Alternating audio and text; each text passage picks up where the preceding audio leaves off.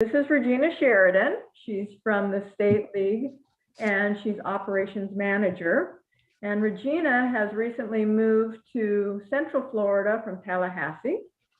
Before joining the league, Regina worked at the Florida Council Against Sexual Violence. She has participated in grassroots organizing regarding healthcare, race, poverty, and environmental justice. She currently volunteers for various organizations aimed at improving the quality of lives for all Floridians through social advocacy and civic duty. Welcome, Regina, and take it away. Awesome, and thank you all so much for having me. My deepest apologies for my tardiness to this meeting. I am going to go ahead and share my screen right now, so you should be able to see exactly what I see. We're going to switch these slides right now. Yeah. Perfect. So, as stated, this is our local league advocacy training. So I am very excited to talk to you all about citizen advocacy and the work that you can do and the impact you can make as citizens and as representatives of the league. So on our agenda today, we're going to go over the League of Women Voters of Florida goals and values, our Speaking with One Voice policy, our legislative priorities at the national, state, and we'll talk a little bit about your local legislative priorities. We're going to talk about making a plan for advocacy and a little bit about what is lobbying. And we're going to go over how to plan an effective advocacy strategy. So let us go ahead and get started. Our goals and values here at the League is to empower voters and make democracy work. We're proud to be a nonpartisan organization where we don't support or oppose candidates or political parties at any level of government.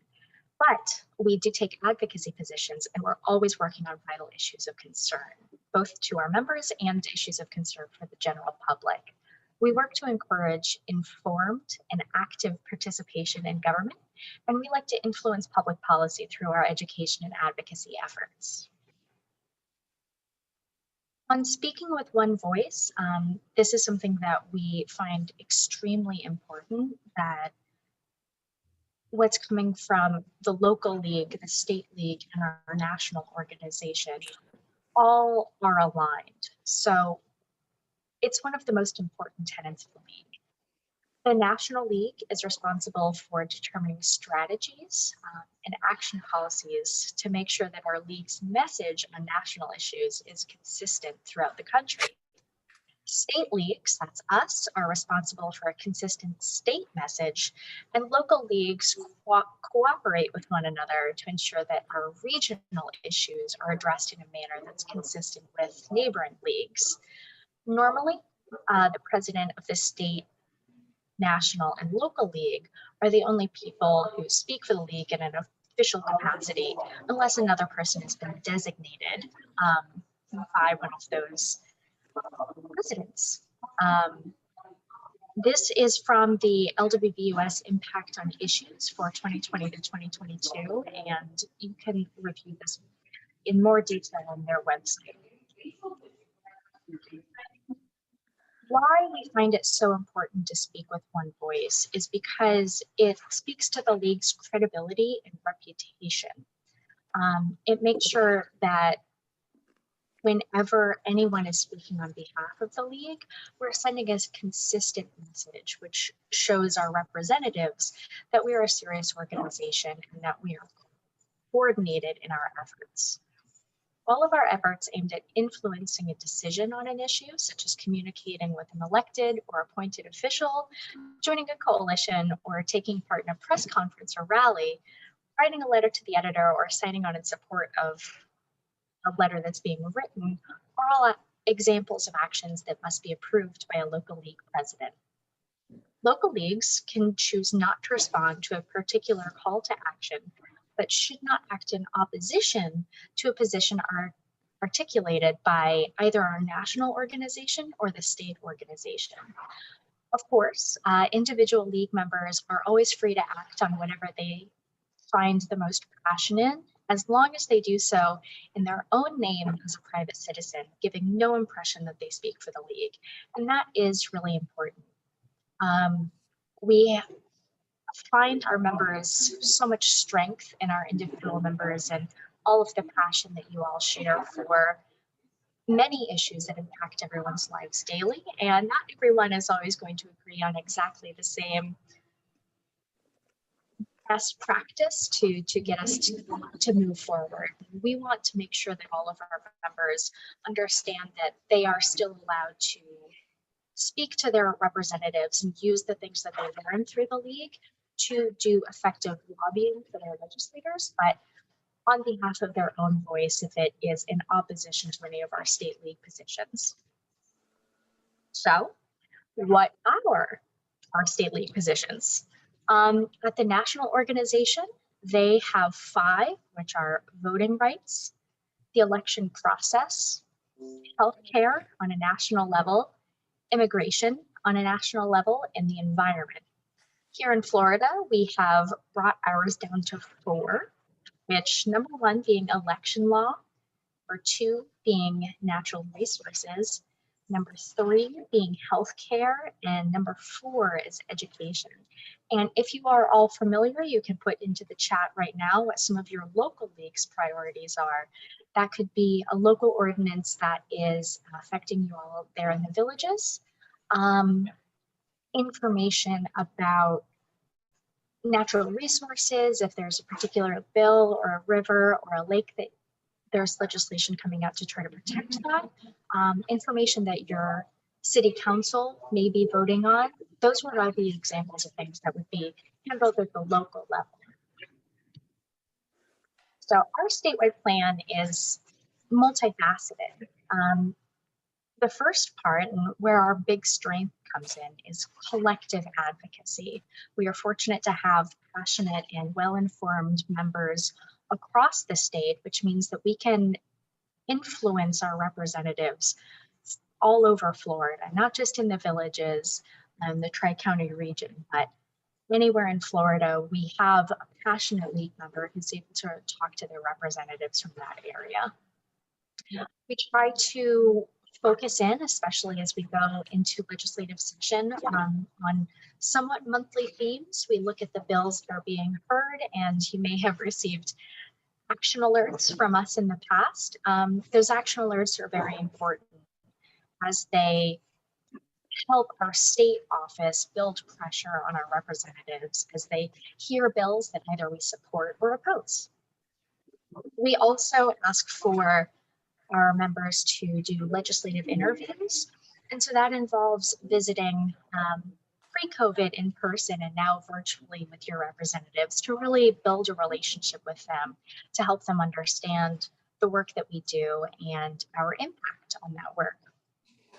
Other things that we've done, action alerts, and we put out calls on social media, and sharing things on social media can be a really effective way of growing our message and our reach to get more people involved in our wonderful organization. We have been working on building some toolkits for our members. Over the election cycle, you may have seen some images that our state office created for things like Vote 411 and to register voters online. And we're always working, obviously, as the League of Women Voters, kind of towards women's equality. So Women's Equality Day is something that I personally am very excited about, and we are working towards that as well. So what is lobbying? In a nutshell, lobbying involves asking an elected official or key decision maker to vote a certain way or take a specific stance on a piece of legislation, rule, issue, or policy. Lobbying is a critical component of an advocacy campaign and can be instrumental into achieving the desired policy change. By having conversations with your representatives and using effective lobbying tactics, you can take individuals and change their mind, or at least put them a little bit more towards the center. We'll go over in a moment information on what progress looks like when you're lobbying, because if somebody is a strong no, one conversation is unlikely to turn them into a strong yes. But if they move at all towards that, that's considered progress in lobbying. It's what I like to call the long game. One of the most persuasive forms of lobbying is face-to-face meeting with an elected official or their staff about an issue at stake. With COVID, a lot of these meetings are happening virtually, just like our meeting right now, but it is still an effective way of having a one-on-one conversation with your representatives or a member of their staff. If you ever try to meet with a representative and they're unable to meet with you, but their staff is able to meet with you, don't consider that troubling in any way. Their staff works with them very closely. And if you can get a member of their staff, such as a legislative aide, on board, you have someone in that office who's on your team and will be able to kind of work behind the scenes to influence that representative. So whoever you meet with in that capacity can really become a strong team member for you.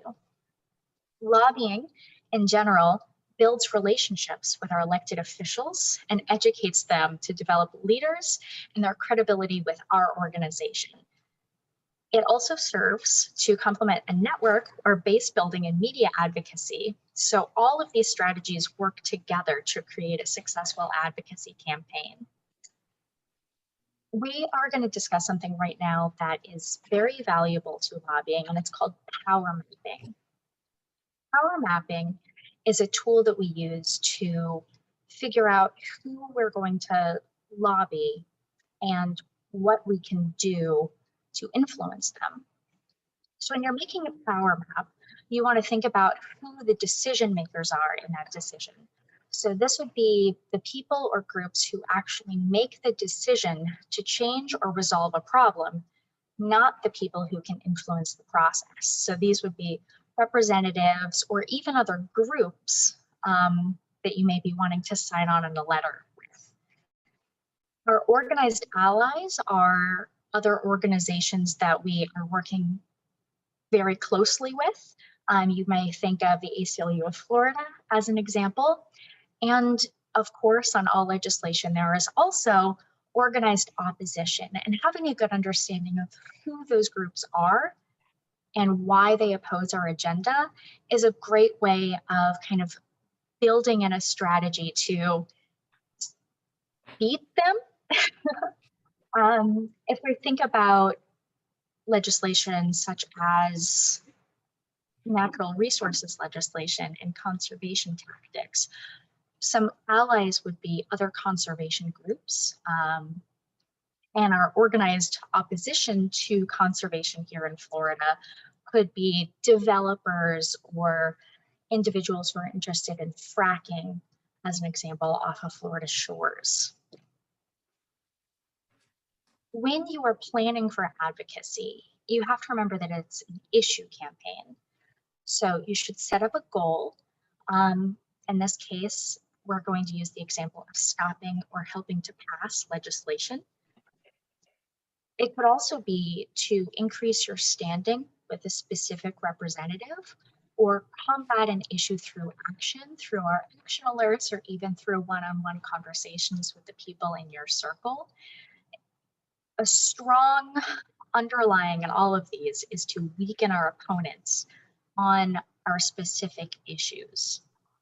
It's important to have a clear vision, so defining the problem that you're facing, coming up with potential solutions, and evaluating those solutions against our goal criteria. Next, we're going to go over actually planning the meeting, where you may be meeting with a representative or even just an individual that you find could be a decision maker in your community. So you want to research the issue and the lawmaker in advance. So before setting up the meeting, it's important to know how that representative has voted on your issue in the past and to see kind of where they lay in support or opposition, because that'll help you strategize how you'd like to talk to them in the future. Some questions might be, is lobbying the most appropriate action for your campaign. Who are the key decision makers? For instance, committee chairs or members, caucus leaders or party leadership in the state house or the state senate. It's important to know when the issue is actually coming up for a hearing or a vote, and who lobbying in support on the issue and who is lobbying against the issue. If you know the messages that other organizations are using to oppose legislation that we support, you can kind of do the research and the homework to say, oh, well, they say this, but here is some facts that combat that. The League is extremely valuable in presenting nonpartisan fact-based research, and that can be really effective in kind of swaying or changing the minds of representatives on an issue.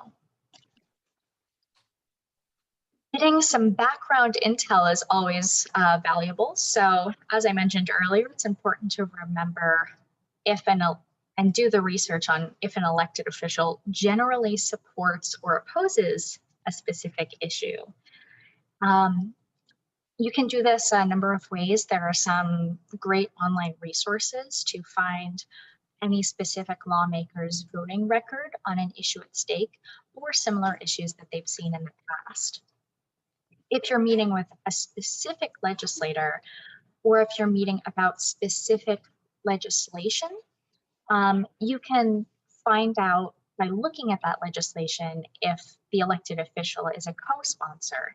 If they're a co-sponsor, it's safe to say that they support that legislation, and they would be a little bit easier to talk to get support, and you may be able to talk to them about who you would want to talk to influence that legislation to get it to pass. Some other information that may be useful in crafting your ask of the representative could be your legislator's party affiliation, whether or not they are a champion on certain issues, the demographics of their district, and whether or not they are up for re-election. If a lawmaker is up for re-election, they tend to be very careful about the things that they support and oppose, because a lot of the times they're hoping to be re-elected, and so they want to do the work that will help to get them to that point.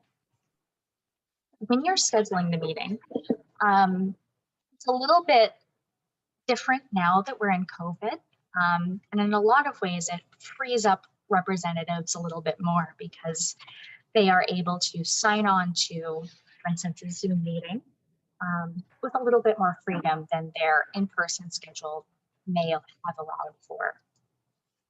While you're scheduling the meeting, you would want to provide a brief background about the issue, have a personal story ready to go, and a clear ask is more powerful than presenting a 10-point plan or any amount of facts.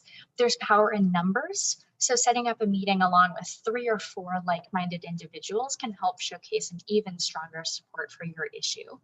Research has shown that including personal stories about how laws affect real people is a really effective tactic for moving forward.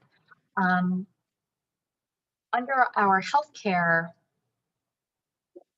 branch, we have the League, the statewide League, is in support of reproductive justice. And one of the things that we like to share are personal stories about how laws limiting reproductive justice affect real people. And that's a really good way of helping lawmakers see the human cost of different laws that are up for passing. So when you meet with your legislators or staff, it can be scheduled at the district level or at their offices in Tallahassee.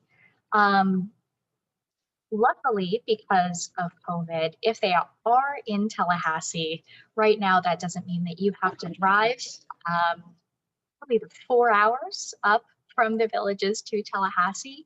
You can just hop on a virtual meeting. And so this really opens up their schedule to you. You don't have to wait until they're in the district. You can meet with them at any time. When you call, you want to speak to the scheduler or the appointment secretary if they have one. And always introduce yourself as a constituent and mention where you live. This is the most valuable when you're trying to speak with somebody in your district, which is what we typically recommend. Representatives love hearing from their constituents, and they know that you are an individual who could vote for or against them in the future. And so they really want to speak with you to make sure that they know that you feel heard. When you're speaking with the scheduler, you want to talk to them about the issue or the legislation that you'd like to discuss, and to request a meeting. Normally, try to request for at least 15 to 30 minutes, but do know that it is pretty common to receive a 10 to 15-minute appointment. We're going to talk about how to best strategize and use that 10 to 15 minutes to our advantage a little bit later in this call. If you can't meet directly with your legislator, as I mentioned before, you can schedule an appointment with their legislative aide. It is just as valuable to speak to an aide as it is the actual representative, because their aides work with them on a number of issues and are kind of the number two in command. So if you can get an aide on board with your cause, you have a really strong ally in that office. Make sure to send a follow-up email confirming your appointment. Your follow-up letter should contain the name, address, and a date and phone number for you or anybody in the meeting, just in case anything changes day of. When you're trying to finalize the meeting with your representative, there are a couple steps that we recommend you go through. If you're meeting with the small coalition, so a couple members from the league there in the villages, it's important to determine in advance who your main spokesperson will be, who will be able to answer specific questions that the lawmaker may have, who will take notes on the meeting, and who will write a follow-up or thank you letter. Thank you letters, of course, are always appreciated by lawmakers as their schedules tend to be extremely busy. It really shows that you value their time. So we do still recommend writing an actual letter out. It can be sent via email, or a handwritten card sends a very kind message. Regardless of if you're meeting with your legislator by yourself or with a group, you should be clear about what your message is, any resources that you want to leave behind, that ask. This is what you're asking of the representative. And it's a good idea to practice what you want to say in advance of how you will deal with difficult questions before the meeting takes place. This is where that homework in advance is really helpful.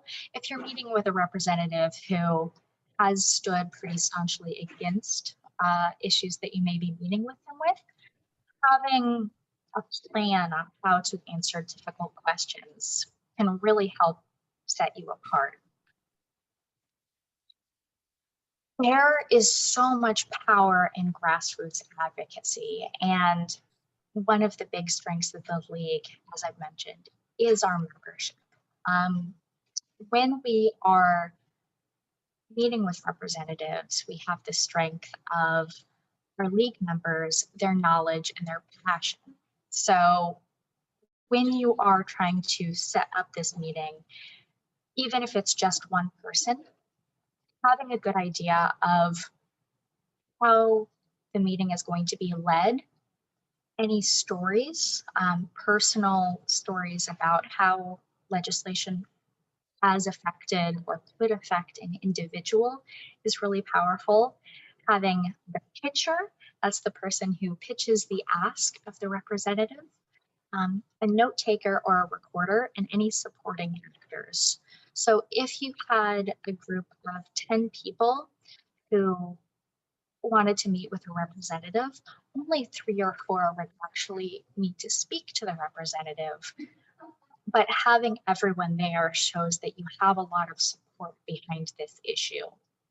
So that's something that you may want to consider as you are scheduling these meetings, virtually especially, because we have a good number of volunteers ready to be a part of the lobbying process. in the advocacy process. This is from a Building Effective Grassroots campaign from Wellstone presentation. And I just thought it highlighted really well kind of what you would need to do to prepare for a meeting. So you may be familiar with the who, what, when, where, how. This takes that and shifts it a little bit. It asks you who will do what to whom, when, and for how much. So the who is assigning who's responsible for talking to them. The what in this situation is what is the most effective activities and actions to demonstrate and leverage power and strength to whom, and that would be the key decision makers and outreach targets or representatives most typically.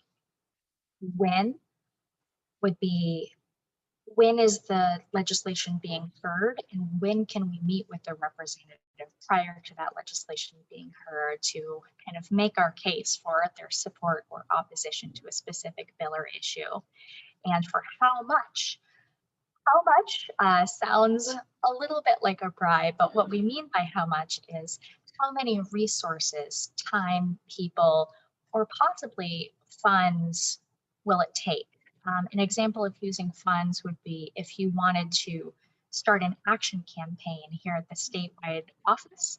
One of the things that we do are phone banking campaigns.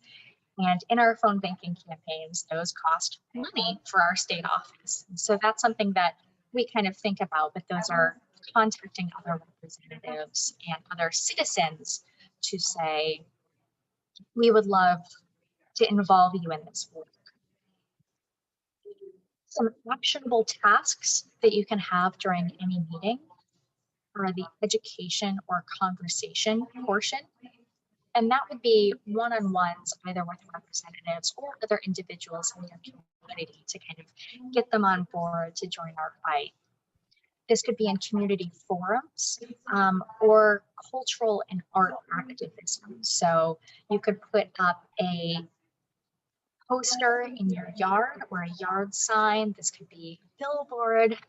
This could be just getting creative people together to send a message about something.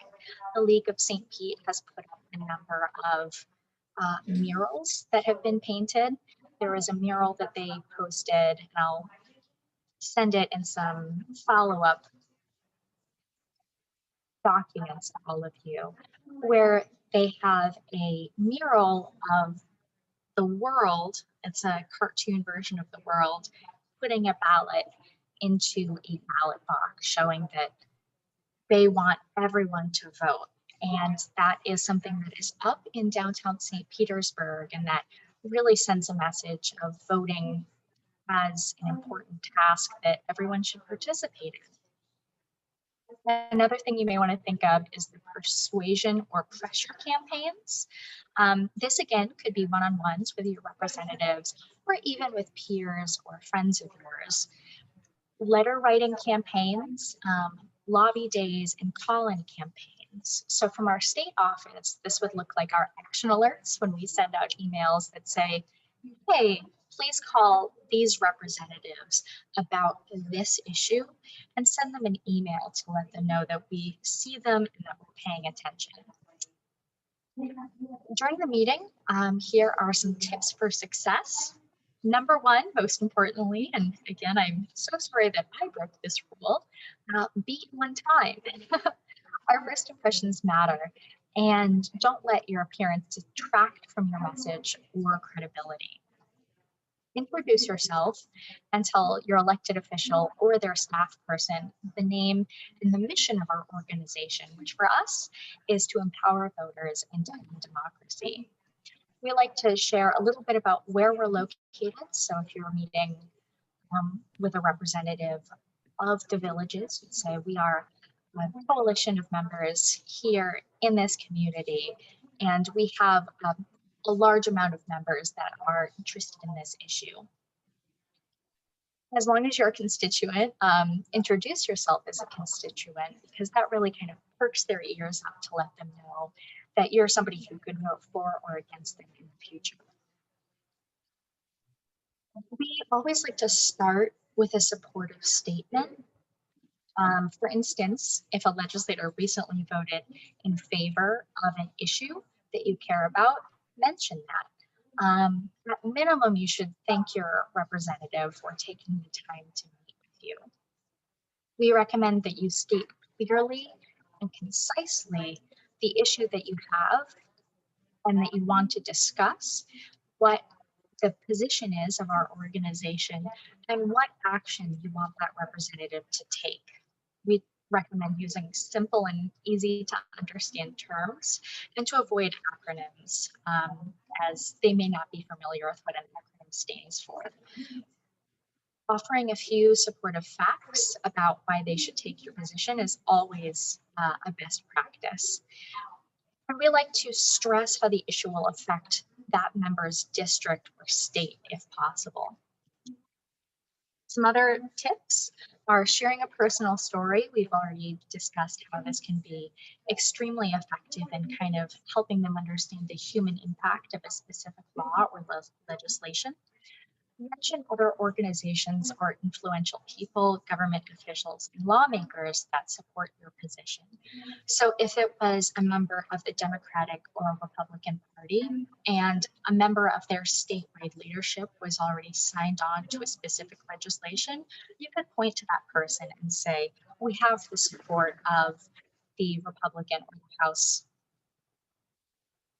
representative, and we would love to have your support as well. Being a good listener is always valuable. After you make your pitch, allowing the legislator to respond is extremely, extremely important. Be prepared, though, to bring the conversation back to your specific message if the lawmaker goes off on a tangent. Do your best to answer any questions that they have, but if you don't know the answer to something, it's okay to say, I don't know the answer to that, but I will research it and I will send that information to your office. Just get a good email address in that case and say, and a timeline for when you plan to send it over. Do not forget to explicitly make your ask. An ask in this situation would be, I would like you, representative, to support this legislation, or I would like you to oppose this legislation. And being very direct in that kind of gives them something to think about. An example could be, can we count on you to co-sponsor this bill? That is a specific and targeted question where they can respond to that. If they respond yes, figure out a way that you can turn that representative into a champion for that cause. If they say they're not sure, try to figure out how you can get them to say yes, and learn from their objections if they say no to your request. We recommend having a leave behind fact sheet that's 1 to 2 pages that kind of overviews everything that you've gone over in that meeting with them and why they should support your viewpoint. And as always, make sure that you thank that representative for their time at the end of the meeting, even if they didn't agree with your position. After the meeting, there are some immediate steps that we recommend everyone take. Write down everything that happened and any information you learned about that member's position so you can share it with others and use it to develop your advocacy strategy. If you do this, it's extremely helpful for our state office to get a copy of that information, as it can help us strategize our legislative plan as well. Compare notes with colleagues on the meeting to make sure that you understood the response and any way that could have been improved, and try to figure out what was accomplished in this meeting. We, as mentioned, always recommend following up with a timely thank you letter. In the letter, we recommend that you reiterate your key points and any commitments that the members made to you, including all follow-up information that you promised to provide. This is where sending an email could be really effective. And try to determine how your legislator's position on a bill affects the passage of that bill and re-strategize after the meeting with their support or opposition in mind. Part of reevaluating your strategy is if the representative was a yes or a longtime supporter of an issue, try to cultivate their work to make them a champion of that issue. Champions are important because they can assume a leadership position within the state house or the state senate, where they can talk to their colleagues about supporting or opposing specific legislation.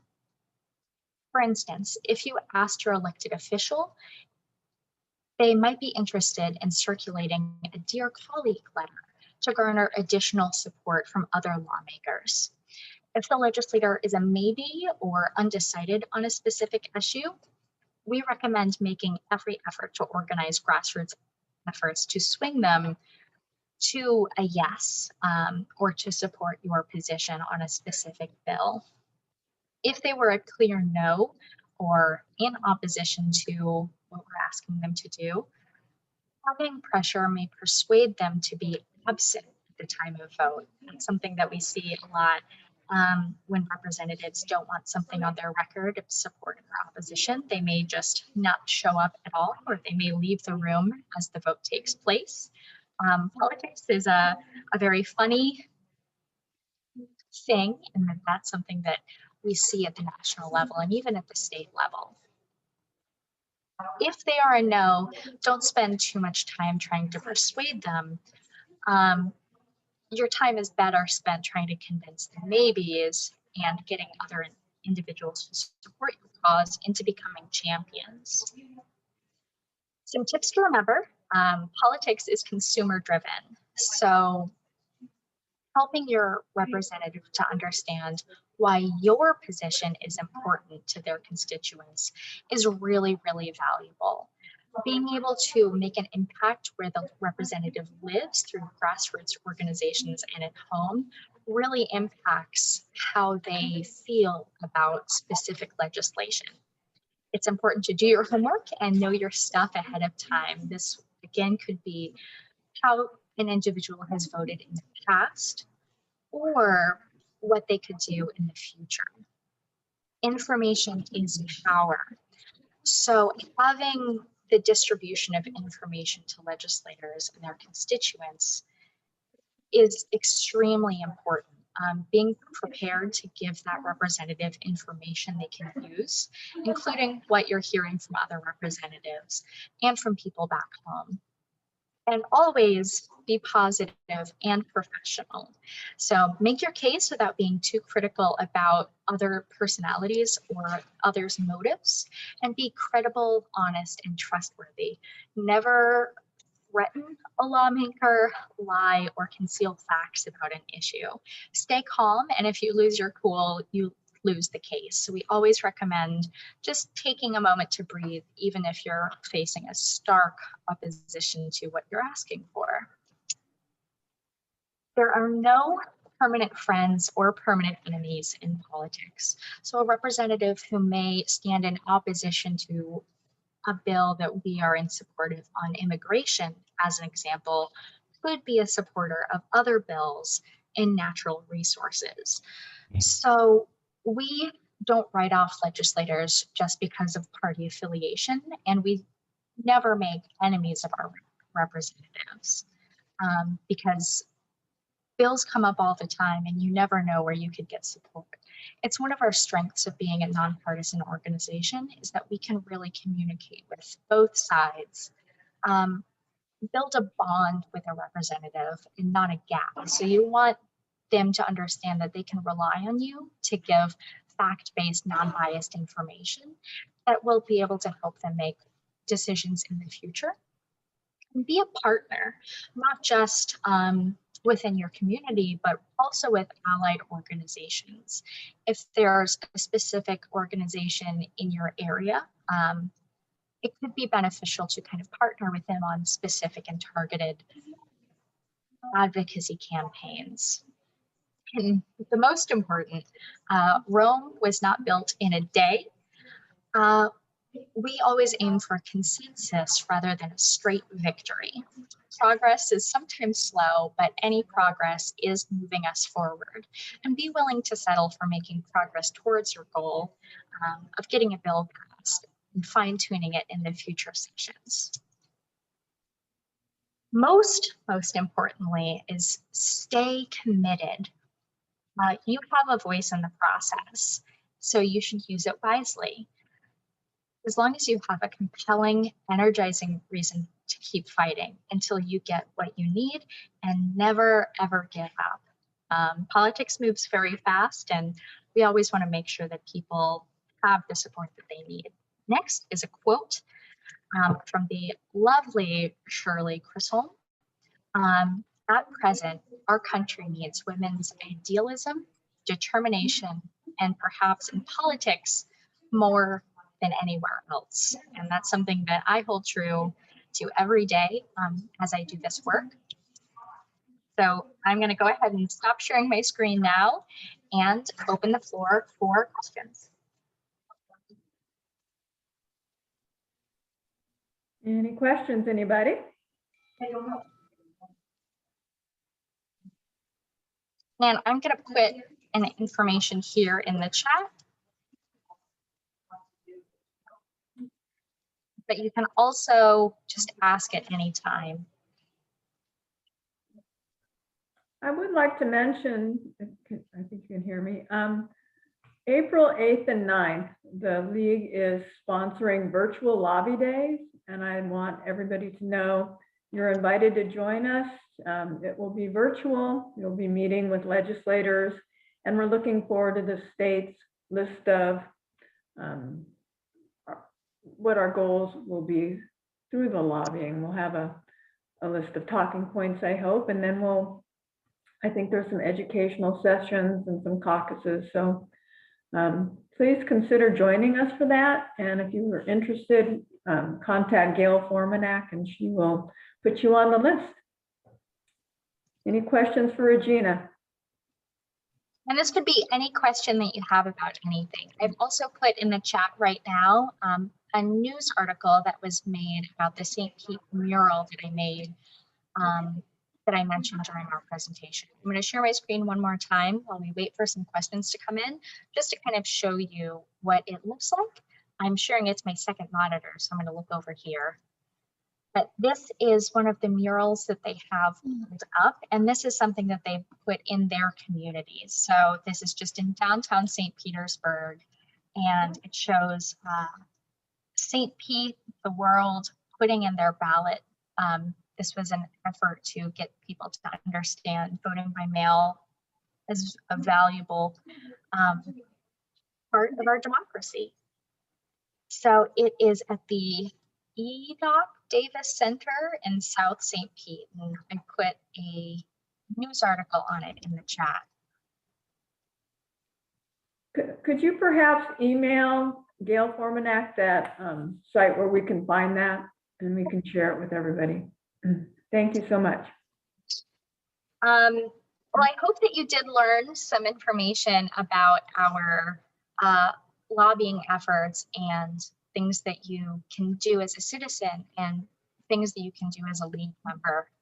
Our League, our statewide League, is just so incredibly proud of our membership and inspired by all of your passion. The work that I do every day is in an effort to better support all of you.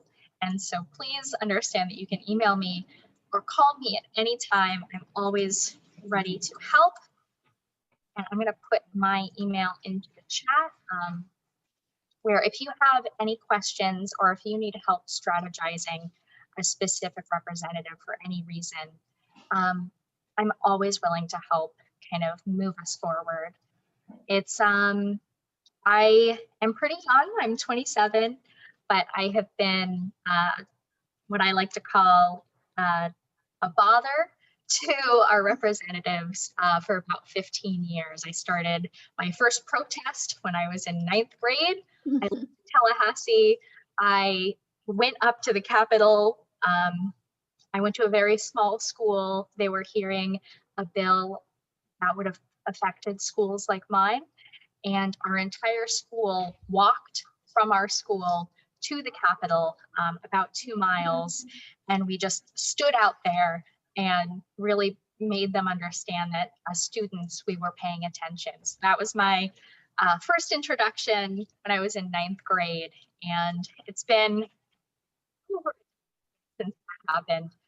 And it really showed me how valuable it can be to physically be there and to show our presence. In the times of COVID, we physically, I wouldn't recommend driving to Tallahassee, but being able to let your representatives know that we do have a strong movement behind us can always kind of move the needle. I am going to share a personal story before we go. One of the organizations that I volunteered for in the past was Planned Parenthood. And I remember after giving legislation, I spoke during a hearing on a bill that they were talking about access to sex education in schools. And we had 50 people who opposed the bill that they were hearing in the room. Myself and a number of other individuals testified in opposition to that bill. And it was really impactful for me because with all of these people in the room that said that they were opposed to this bill, it still passed the House committee. And it just kind of really invigorated me as a way to say, like, you can see all of these people that oppose this bill and still pass it. The only thing that does is make me more determined to be louder and more ready with facts and other strong, to make a strong case against that bill. And ultimately that bill was defeated, although it did pass the House meeting that I was in. So sometimes you'll interact with people who have strong opposition to maybe something you support, or strong support maybe to something that you oppose. But progress is progress, and taking someone who is a strong no, moving them even a little bit more to neutral is still progress. And that's something that I've had to remind myself time and time again, as I'm sure all of you have as well. We're always moving forward, and that's something that I am extremely moved by. So with that, if there are any questions, I'm happy to answer them. And I'm just excited to be here. Regina, what support do you have? Does the league have, on a day-to-day basis? Is there a lobbying firm or an organization that helps track bills? So, as you may or may not know, our state office is pretty small. We have 3 people in our office here. So it's myself, our executive director, Leah Nash, you may see in the background over there, and our communications manager, Blake Summerlin, who's actually working from home today. Blake does a lot of our internal tracking of bills, as well as our state board. And we do have a lobbying firm in Tallahassee. They have 25 years of experience up in the Capitol, and we decided to partner with them because they have really strong relationships with lawmakers. As a nonpartisan organization, we do have the strength in that we aren't as troubling to legislators as maybe an organization like Planned Parenthood does. Sometimes Planned Parenthood has trouble getting in the door, while we typically do not. So that's something that we're very thankful for.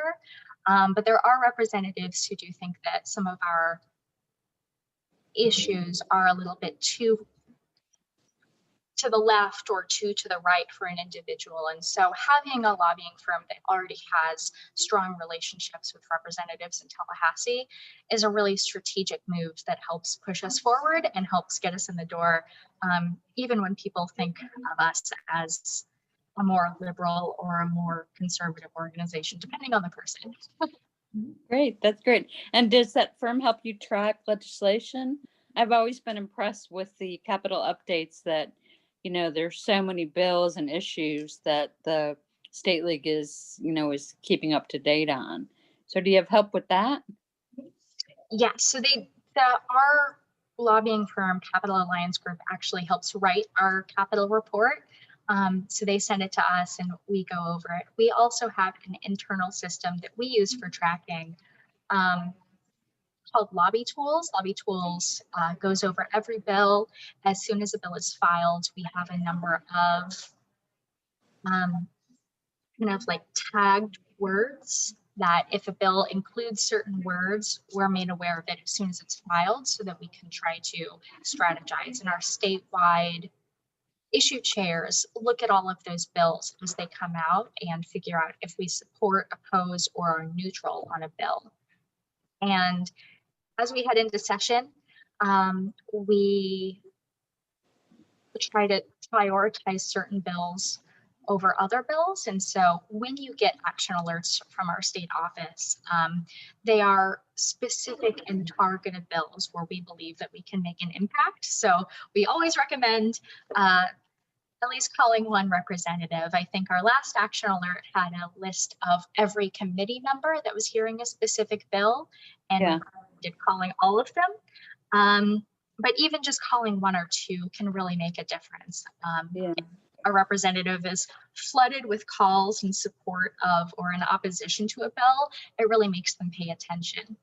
That's great. I think overall you have a great, sounds like a great approach. My career was spent with the Illinois state government, working for governors and the state senate. And I mean, I think all your advice is exactly point on. So thank you. Amazing. Yeah, I'm still pretty young. I'm really passionate about this work, and I have put a large amount of my time and effort and pretty much my entire brain into trying to figure out how to make a difference. There is a story that I particularly like where I hand delivered 14,000 signed petitions to then Governor Rick Scott. He saw us coming down the hallway with cameras, and journalists were following us. And it was very silly because he closed the door. So I watched him close the door, and then his receptionist told me that he was not in. And I was like, okay, well, here are all of the petitions. Great day. Very good. And so it's being able to handle situations like that with grace, where obviously I knew he was on the other side of that door, but us, and that is okay. But we were still there to show that we had strong opposition to a bill that was on his desk to sign into law. Very good. Thank you.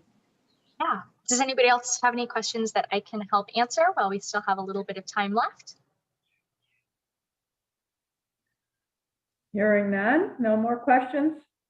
No, very, very well done. Thank you. Okay, I'd like to thank you, Regina, so much for joining us. And again, to our audience, if you want to practice some of the things you've learned today, please join us for virtual lobby days, April 8th and 9th. And again, thank you so much for joining us, and we'll take what we've learned and go make a difference. Awesome. Thanks, everyone. Thank you. Thank you. And again, I'm so sorry for my tardiness. I'm extremely embarrassed, so I appreciate all of your patience with me. Well, it isn't life-threatening, so we're delighted to have you. It was excellent. Thank you again, Regina. Thank you. Thank you, everybody, for coming. Uh-huh. Bye-bye. Bye-bye.